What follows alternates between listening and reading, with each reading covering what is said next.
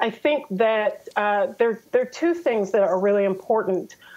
His commitment to solidarity that is exemplified by his campaign slogan, us, not me, um, or and the political revolution, which is really just about saying that is an understanding that in order to pass the kind of dramatic legislation that is necessary to transform the lives of people in this country, that it's not just going to come from Washington, D.C. It most likely won't come from Washington, D.C., but that it actually has to be pursued by social movements on the ground. It has to be pursued by organizing on the ground. And Bernie Sanders is clearly, by far and away, the only candidate that understands that. So when people talk about his political program is pie in the sky, is unrealistic, not only is that betraying their own cynicism,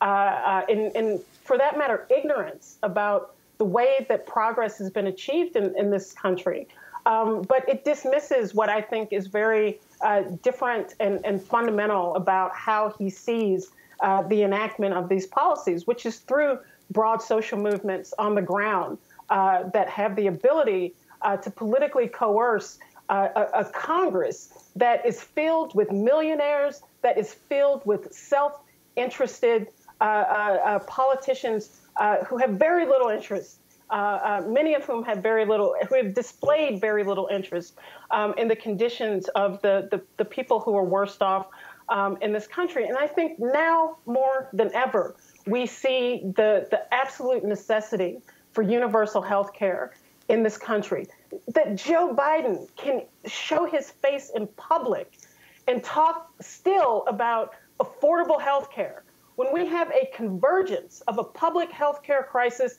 and an economic crisis. And the solution to the public health care crisis is what will drive the economic crisis.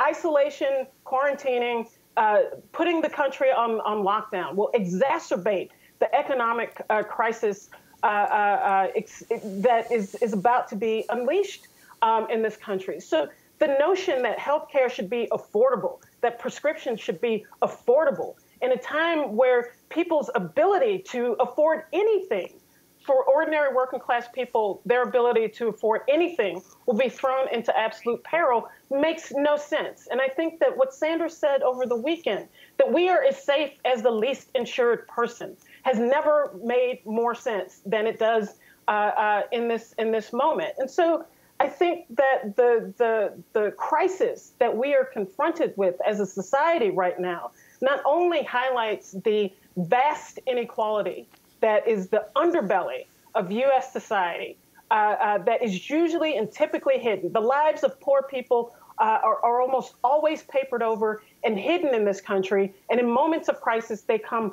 bubbling to the surface. And so we have to ask as a society, are we going to use this opportunity, to use this moment to actually implement fundamental change, or are we going to continue to kick this can down the road and acting as if there is some normal to get back to? This thing is going to forever alter the way that we interact with each other. It will forever alter probably life as we know it and have understood it to be in the United States.